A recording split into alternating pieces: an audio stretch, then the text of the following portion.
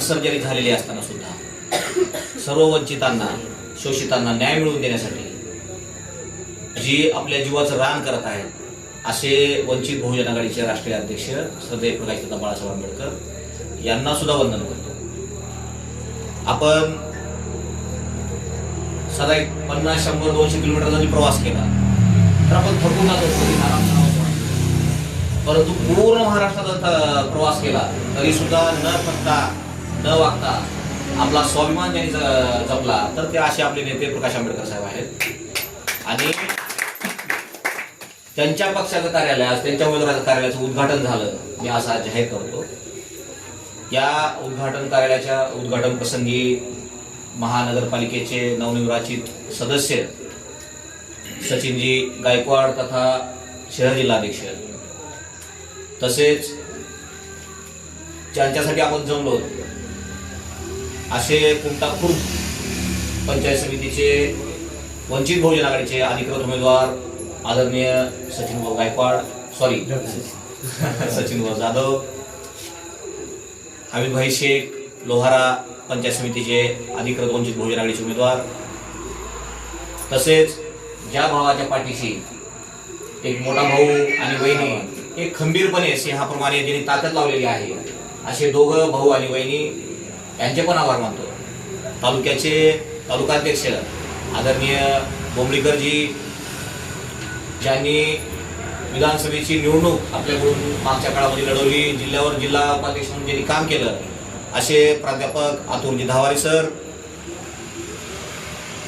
माझ्यासोबत आमच्या सहकारी लातूरून आलेले धरणीधरजी सोनवणे, विशालजी सुरवसे, साहेबभाई, आनंदजी कंजे, सर्वच जिल्ह्या तालुक्याची कार्यकारिणी असतील, तर जे एक रणरागिनी आमच्यासोबत खांद्याला खांदा लावून काम केलेले, आमच्यापेक्षा एक पाऊल पुढे म्हणायला हरकत नाही, मायाताई कांबळेताई, म्हणजे कुठं जरी अन्याय त्याच्यावर झाला तर सगळ्यात अगोदर धावून जाणारी आणि कुठं जरी कसला जरी बगरूर अधिकारी असेल तर त्याच्या गच्चीला ओढून काढण्याची हिंमत ठेवणारी मायाताई सुद्धा सचिन भाऊ तुमच्यासोबत आहे. म्हणजे ही स्वाभिमानी ताई असतील, सर्व स्वाभिमानी भगिनी आहे तुमच्यासोबत आहेत आणि विजय खेचून जाण्यासाठी तुम्हाला कुठलीही अडचण येणार नाही. आता काय होत आहे, आपल्याकडे अमितभाई असतील, सचिनभाई असतील, स्वाभिमानी कार्यकर्ते आहेत, लढणारे कार्यकर्ते आहेत, कुणाशाही पाठीमागे थांबणारे कार्यकर्ते, अशा लोकांना आपण तिकीट दिलं. कन्नड खेळकर म्हणून आपल्याकडे माजी सीओ होते, म्हणजे एक सुशिक्षित मोठे अधिकारी राहिलेले क्लास 1 अधिकारी, अशा माणूस काँग्रेसच्या पायाला गेला तर तिथून त्याला हाकलून दिलं. म्हणजे एक बचत गटाची महिला आहे, त्या बचत गटाच्या महिला ती मग तिथे पाटला देशमुखासोबत म्हणजे ते त्यांचे सहकारी म्हणून राहत असतील, त्यांना उमेदवारी दिली काँग्रेसला, म्हणजे त्यांना हाकलून दिला त्या कार्यकर्त्याला. म्हणजे त्याला हाकलून दिल्यानंतर तो आपल्याकडे आला, पण हे आपलं घर आहे ना, आपण नाही तेवढंच म्हणणार आहे. आणि त्यांना आपण बी फॉर्म जोडला. मग जर असे जर उत्साह लोक जर आपल्याकडे येतील, बी फॉर्म घेतील तर आपल्याकडचा म्हणजे गरीब माणूसच स्वाभिमानी ना. मग त्याच्याकडे करोडपती असेल, पैसे असतील, पण तो श्रीमंत नाही, त्याची मनाची श्रीमंती नाही, तो एक नंबरचा भिकार तोटा असं म्हणता येईल आपल्याला, म्हणजे विश्वासघातकी. आणि अशा माणसाने विड्रॉल करणं म्हणजे किती अशी लाजिरवाणी बाब आहे. तर आपले जे उमेदवार आहेत ना वंचित बहुजन आघाडीचे, सचिन भाऊ असतील, अमितभाई असतील, हे स्वाभिमानी लोक आहेत आणि तुम्ही लोक स्वाभिमानी लोकांचं काम करताय, स्वाभिमानी लोकांची पाठराखण करताय, ही आपली अभिमानाची बाब आहे. आपण लढल्याशिवाय आपल्याला विजय मिळणार नाही. जसं की आता ह्या महानगरपालिकेमध्ये अमित देशमुखची पूर्ण नियत डुबलेली होती, म्हणजे सगळे म्हणत होते काँग्रेसला 15 जागा 16 जागा येतील आणि मग भाजप, राष्ट्रवादी वगैरे वगैरे वगैरे ह्यांचा बोलबाला होता पूर्ण लातूरमध्ये. परंतु वंचित बहुजन आघाडीची युती झाल्याच्या नंतर एक वातावरण असं पसरलं, बाळासाहेब आंबेडकर आले आणि पूर्ण विजयाचं वातावरण पूर्ण लातूर शहराचं झालं आणि बहुमताने आपले वंचित बहुजन आघाडीचे उमेदवार आलेच आले, परंतु काँग्रेसचे सुद्धा उमेदवार त्याच बहुमताने आले. परंतु काँग्रेसला गर्व आला त्या विजयाचा आणि युती करत असताना आपल्या वाट्याला कुठंतरी जिथे की जागा त्यांच्या सुद्धा निवडून येऊ शकत नाही, तर अशा जागा आपल्याला ही तुम्ही घेऊन टाका, ही तुम्ही घेऊन टाका अशा देत असल्यामुळे आपल्याला सोहळावर लढायचे आपल्याला की आले. आपण गप्पतीमध्ये राहिलो, काही उमेदवार आपल्याला देता आले नाहीत, म्हणजे कमी उमेदवार देता आले. कमी जरी असले तर या काँग्रेसला आमचा मतदार हा स्वाभिमानी आहे, आमचा मतदार हा स्वाभिमानी. उमेदवार आमच्या पैशाने कमी जास्त असतील, परंतु आमचा उमेदवार आमचे जे मतदार आहेत, बाळासाहेब श्रद्धेय प्रकाशदादा बाळासाहेब आंबेडकरांवर प्रेम करणारी जी जनता आहे त्यांचं मन फार स्वाभिमानी आहे आणि त्यांच्या मनाची श्रीमंती जी आहे ना तर त्याला कोणी विकत नाही घेऊ शकत. मी आज या प्रसंगी सचिन भैया जाधव यांना शुभेच्छा देतो की आपण विजयी व्हावं आणि मतदारांना आवाहन करतो की त्यांनी सचिन जाधव असतील, हमीदभाई शेख असतील तर यांना प्रचंड अशा बहुमतांनी विजयी करावं आणि निवडणूक जनतेने हातात घ्यावी. आणि काँग्रेस राष्ट्रवादी ही जी धनदाटगे लोक आहेत त्यांना वाटतं मताला 5,000 देऊ, 10,000 देऊ, लोकांची मतं विकत घेऊ. तर ही लोकशाही आहे, इथं विकत घेता येत नाही. तर तुम्ही किती श्रीमंत आहात असं मतदारांनी दाखवून द्यावं आणि या लोकांना यांचा विजय करावा. एवढंच या ठिकाणी या ऑफिस उद्घाटन प्रसंगी त्यांना शुभेच्छा देतो आणि सर्वांना आवाहन करतो. जय भीम. प्रसंगी या ठिकाणी आपण सर्वजण उपस्थित आहात.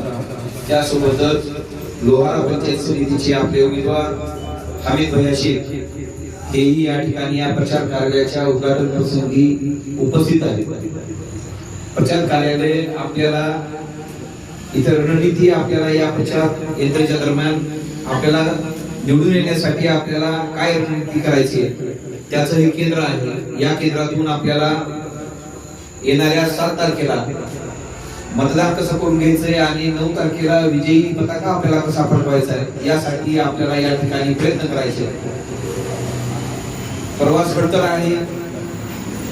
या प्रवासामध्ये जसं एसटी मध्ये काही पॅसेंजर उतरतात पण काही शेवटपर्यंत टिकून राहतात आणि जे शेवटपर्यंत टिकून राहतात ते स्वाभिमानी आणि बाबासाहेबांच्या विचाराचे कार्यकर्ते असतात. ज्याप्रमाणे बाबासाहेबांनी आपल्याला जीवन जगण्याचा अधिकार दिलेला आहे त्याचप्रमाणे श्रद्धेय प्रकाशदादा बाळासाहेब आंबेडकर साहेबांनी वंचित बहुजन आघाडीच्या माध्यमातून आपल्याला प्रस्थापितांच्या विरोधामध्ये विस्थापितांची लढाई करून आपल्याला सत्तेमध्ये जाण्याचा मार्ग आपल्याला वंचित बहुजन आघाडीच्या माध्यमातून दिलेला आहे.